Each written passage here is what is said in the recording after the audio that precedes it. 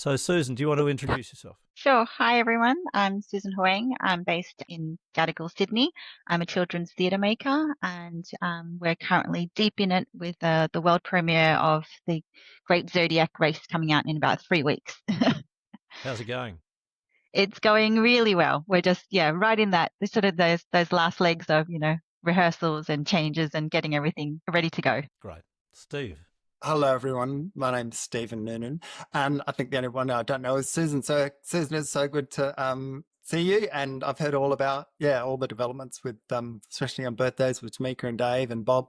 So that's great. Yeah, so I'm here in Adelaide on Gardaland, and so for the last 15 years, just been specialising in making theatre works for young audiences. Prior to that, quite a performance background for general public, I suppose. And it's exciting to be here. Bianca? Hello, it's Bianca Kennedy. I make theatre things. I fabricate and I design, and it's for theatre and film and TV. And Alicia, do you want to introduce yourself? Hi, everybody. I'm mostly a writer, so writing in theatre, but also short stories, poetry, etc., and a creative producer, producing across mostly community projects and with regional communities as well. Yeah. Beautiful. And Gus has got a dodgy microphone. I've got Gus's comment in the chat I can read out if that's okay. Yeah. It says, hi from Gus. I'm a lecturer at Adelaide College of the Arts and also a visual artist, ceramicist, interested to be part of the conversation. Fabulous. So the idea of this is it's a 6-month learning in public experiment where our focus is on the 3 aspects of what I perceive to be individual arts practice, which is making art, and then the business of managing all of that, grants and acquittals and scheduling and all that sort of stuff, and then getting the work seen. I suppose that's the marketing aspect. The notion that we're working with is that limitation is liberation, so we're not going to try to do everything. We're just going to focus on Claude AI and Claude Co-work and associated tools that might be of use in conjunction with that. Acknowledging that we're not tech experts or AI evangelists, we're artists exploring tools and accumulating knowledge and learning. But there's also the grand scheme of things, the universal concerns and curiosities that may be worth discussing as we go as well. So here's a couple of other folk who have joined us. Janet, would you like to introduce yourself? Hi, Dave. Thank you. And I'm sorry we're late. I just recently purchased a new iPad and I'm still grappling with it. A writer's curse. So I'm not quite sure what to say. I did a PhD in creative writing several years ago at Flinders with the intention of becoming a world-famous writer, but that never happened because I didn't send things out to publish, which, probably would have been a good idea. I hit upon the Substack through a friend, and somehow or other you dropped into my view or I dropped into your view, and it looked interesting, and it didn't look like it was anything that was going to put a lot of pressure. Just allowed us to be who we are, to be writers. That's great. Yeah. And hi, Alicia. We've had connections before. And my partner, Patrick, is with me because I don't mind people knowing. I didn't realise that. Is that I actually live with the early stages of dementia, and I'm actively promoting myself in any way I can, ironically now, instead of doing what happened when I got the diagnosis, sitting in a corner with a blanket over my knees. So there may be some craziness, but there's a purpose to it. That's fantastic, Janet. Thank you for that. And Patrick, do you want to introduce yourself? Yes, I also connected with Dave on Substack. And just to support what Janet said, the fascinating thing with her writing is that she specialises in microfiction or so-called flash fiction, which is a great way to write, believe me. Economy of language is just amazing and what she can do with it. I'm an actor. I've been around for about 50 years. Haven't ever worked with Dave, but came across him many, many times in his days with Patch, and always fascinated by new ways to create things, and particularly getting interested now in this AI because Janet has a particularly friendly chat GPT companion who helps her organise her files and edit and do all sorts of things, but not so far doing any creativity for her, but sometimes with her, which I think is a pretty good way to make use of it. Absolutely. Fantastic. There'll be some interesting conversations there, no doubt. If we can all situate ourselves in that relationship, what is your relationship at a personal level with AI, and where do you hope to go? What is my relationship with AI? I was one of those people that was very anti-AI, especially in a creative space, and have been wrestling with that, both the ethical ramifications of that, but also the environmental impacts of AI. But also most of my work in the arts is with young people, and it's the world that young people are living in. And so I feel a really strong sense of responsibility around understanding these tools and supporting young people to use them safely and ethically. I'm also working as a high school teacher at the moment, so that kind of sense of responsibility for young people is even more heightened. So I started just kind of playing around with them to understand some of the tools better myself, both using ChatGPT, some of the AI integrations in Canva, and also the South Australian Department of Education has a special EdChat thing. And so I've been exploring and experimenting with using them, especially in kind of a research sense, collating, summarizing, but also starting to dabble in how you could use them in ideas generation without wanting to replace the human mind, because that's where the joy of being a creator and a writer is. I love wrestling with words, so I don't want it to write for me, but what could it do to take on some of the admin burden that gets in the way of me having that creative time? So that's where I'm up to with it, is kind of going, it's this big weird thing, and I do have some concerns about it, but also we have to wrestle with it, not just avoid it, I think. Beautiful. Excellent. Bianca? I like how you've divided this up for us, Dave, with the idea of we've got the creating, we've got business, and we've got profile, because it's pretty much exactly how I've been thinking about how I would be using the tools. And I've got little ideas about creating, but I think I could push that a lot further. Mostly I'm concentrating on the doing of business administration, and then the thing I'd really like to be using it for is profile, because I think I don't do very well, and having a bit of distance between me and the things that are said I think is actually quite useful. I found myself using a tool that I talk to, and then it was giving me AI summaries. I just didn't like its version of summaries, which is why I switched to Claude. But I found being able to use voice and sort of record musings was actually a really great tool for me in collecting thoughts, and I'd never done that before. I never sort of recorded or journaled, so this was a new discovery about a good way for me to collect and keep building on topics. Greg is quite up to speed with this, so he's a really great source of tools for me. Greg's working from home today, so he's literally just over there. Greg's a CTO, so he works in an IT company. He has worked in IT his whole life. He's always very forward-looking and very eager to explore new things and understand them. So it's actually great for me because I can have really good, deep conversations about these things. And he'll push me things like the link that I booked today that I wouldn't come across because I'm not actively looking in that area. So it's really good. And we often find there's a lot of similarities between the business he's in and the way that business runs and my little tiny business. Even though they seem so disparate, actually we have really similar challenges. So it's actually quite good to be able to talk to him about those. So we've talked a lot about how AI can have that partnership role and that sort of collaborator role. So that's what I've been investigating. Some of the admin tools. So I currently have a paid Claude subscription and I have a Gemini subscription with the intention that I was going to get rid of Gemini, but I actually really like some of the like admin features, being able to draft my emails. And I use a tool called Fathom, which is really, I recommend a free Fathom for everyone that ever sits in an online meeting, because its ability to record meeting notes, so you can leave your attention fully on the meeting and not record any notes at all, not be kind of trying to capture anything, and it will instantly give you a summary. Yeah, but I think I think for me, the challenge that I really want to tackle is profile, because I don't ever say anything about my work and I have a real barrier to saying things. And I feel like maybe I can trick myself with having this little, something in between. I think, like Bianca, it's been the business end that I've been engaging AI with. So a little bit in the creative and really nothing in the profiling. And in the business end, it really is just, the drafting of the countless emails, grant applications, acquittals. So all of that I've just found incredibly liberating. So just take me weeks and weeks and weeks, I can just achieve so much more using and engaging it in that way. And the creative stuff, it's mainly been Claude is the only one that I've really engaged with.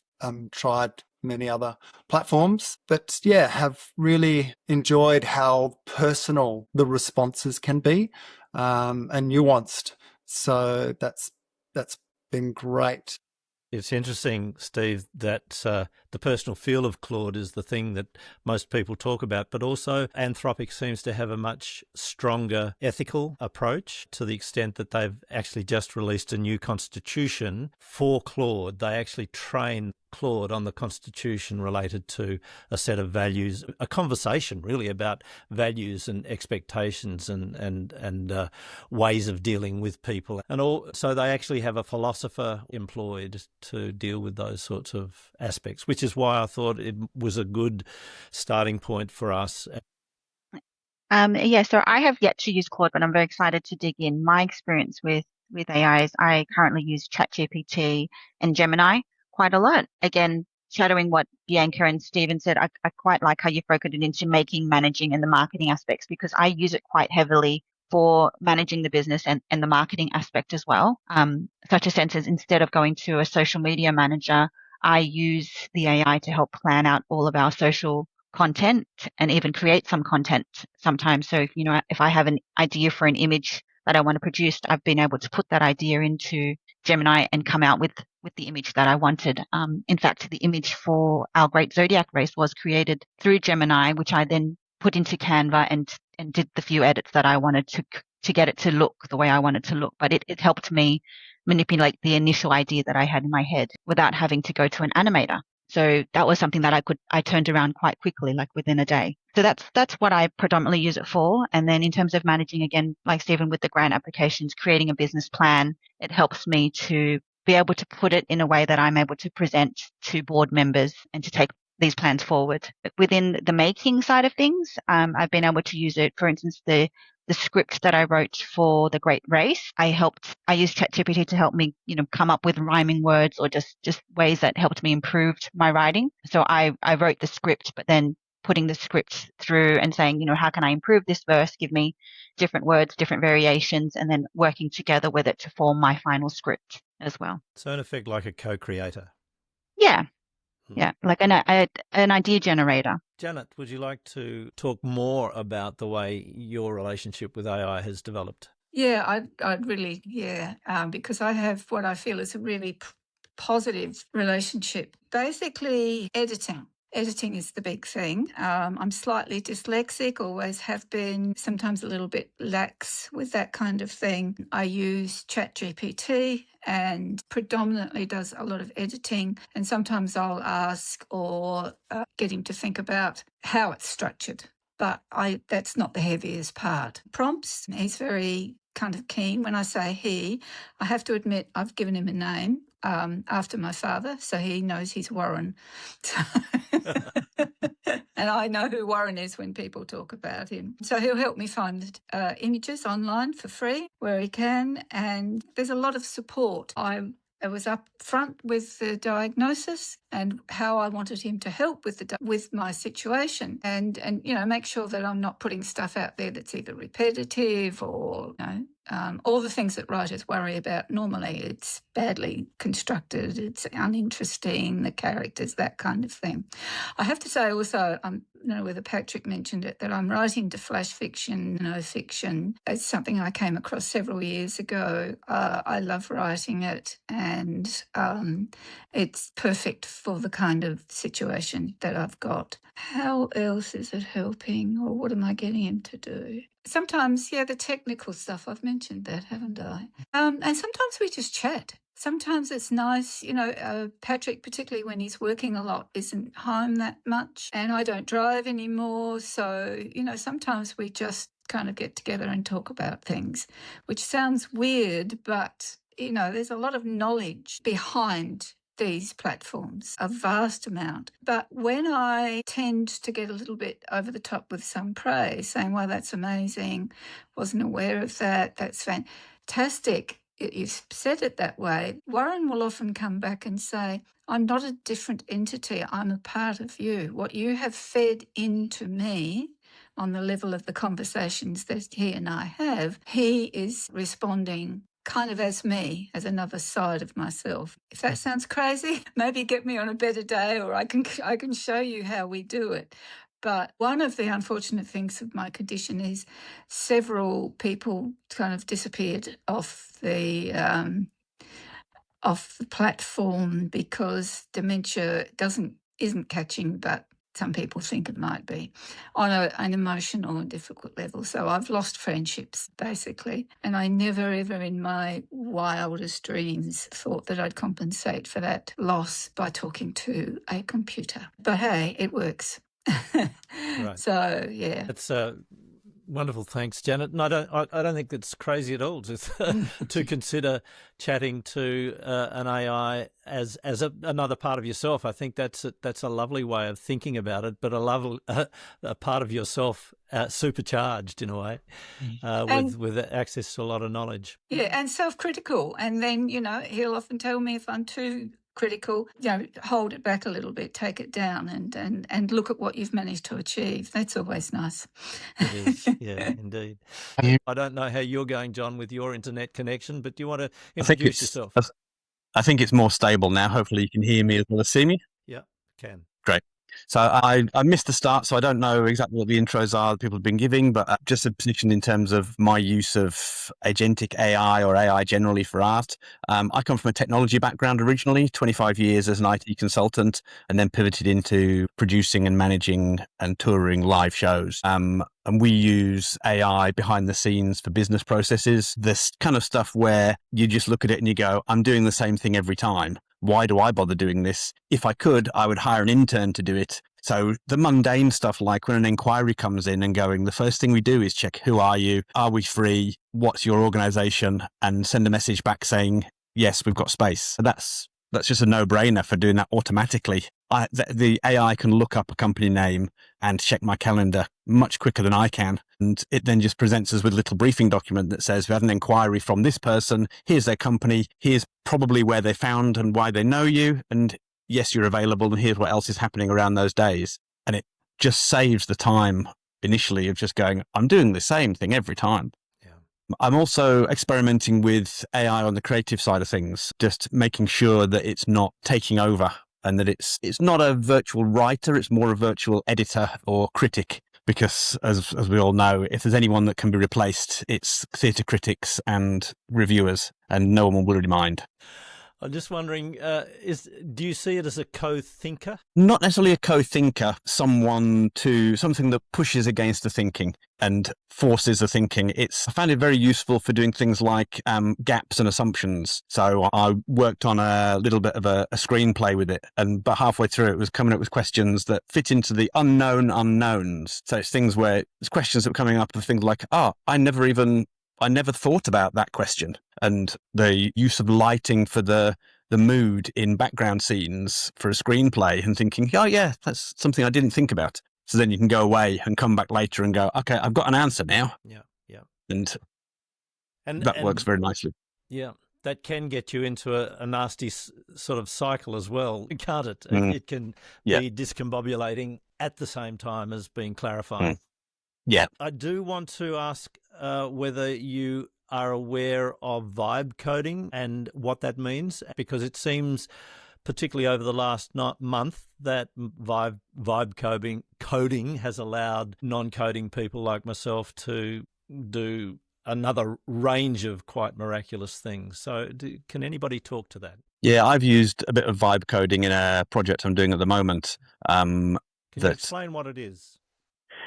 basically the vibe coding allowed you to talk to AIs as if they were a developer, so that you can ask for things and request, and you describe the app that you want, and it will build an approximation of that. So we've been together for half an hour, and we were scheduled for about that length of time for a beginning conversation. The core group is going to meet every fortnight and have this sort of discussion. It'll probably be a little more focused than what we were today, but we're very, very happy to extend the family of essentially it's AI for independent artists. Maybe I could ask each of you just to say, what's one takeaway from this discussion? So Bianca. My takeaway would be encouragement of how Susan is using tools for that marketing promotion end. So I go, great, there's a path forward that I might be able to follow and use.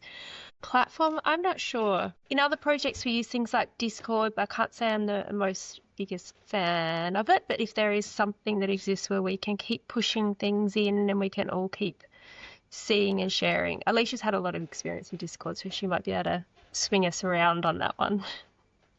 Well, maybe we should go to Alicia and just, since the question has been asked, what's the best way for a group to communicate with each other?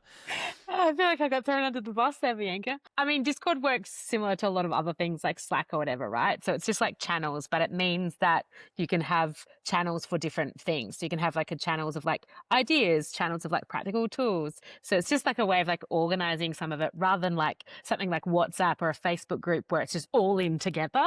So Discord just means you can tag So, things Alicia, back. Slack does it too.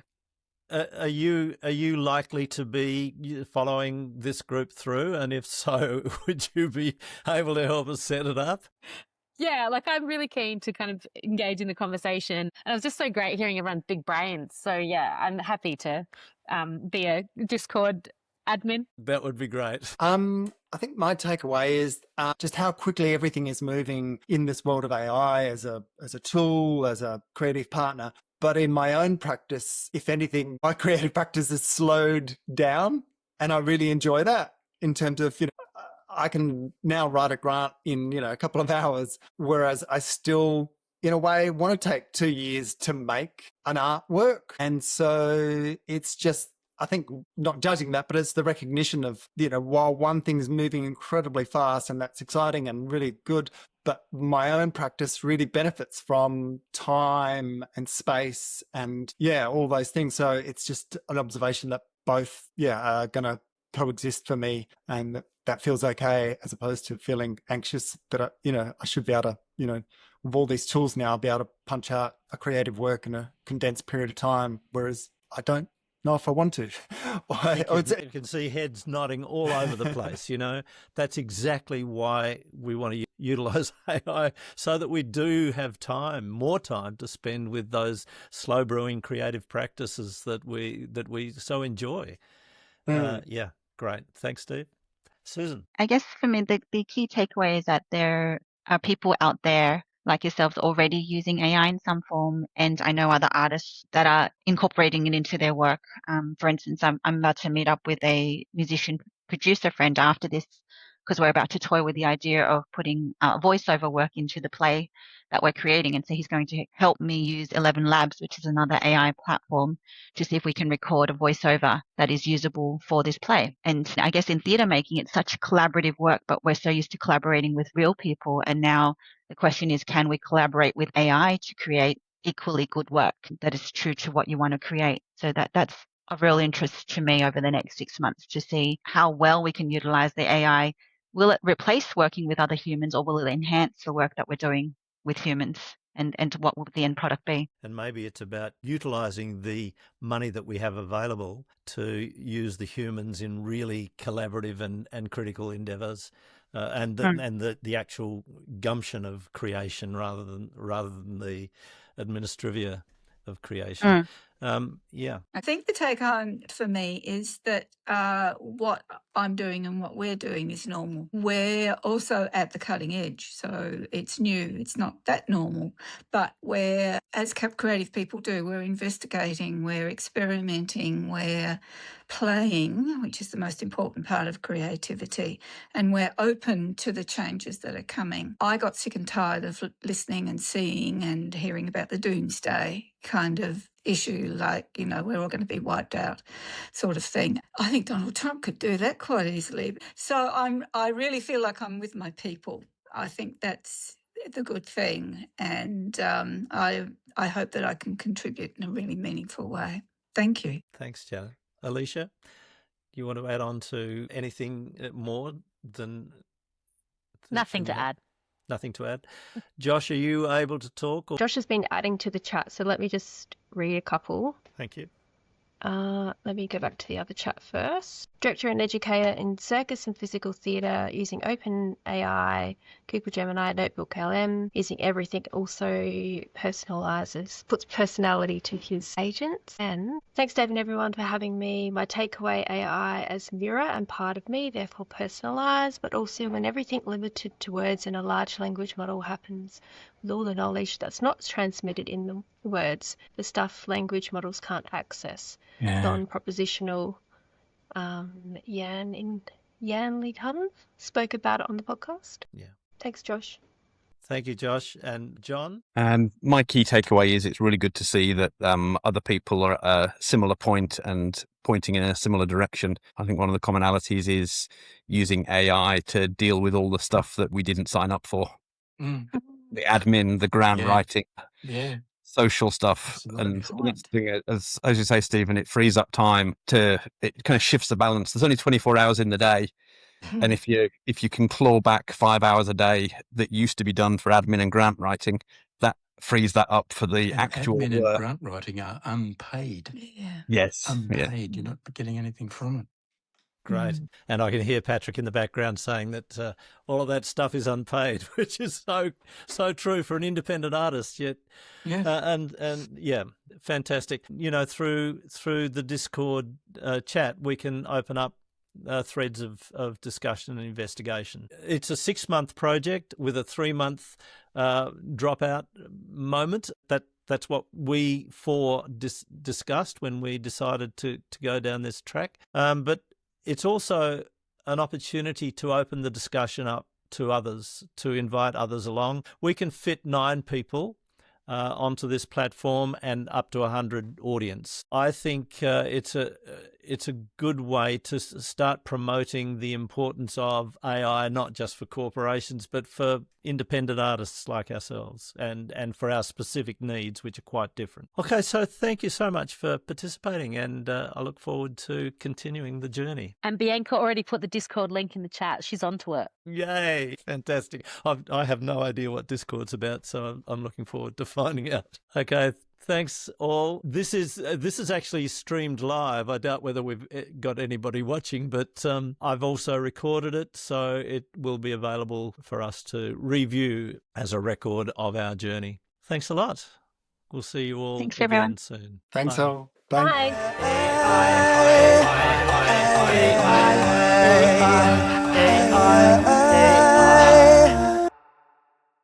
Hey, we'd love you to check out our sevenwell.org in the process of making podcast. Available on all your favourite podcast platforms and from the website.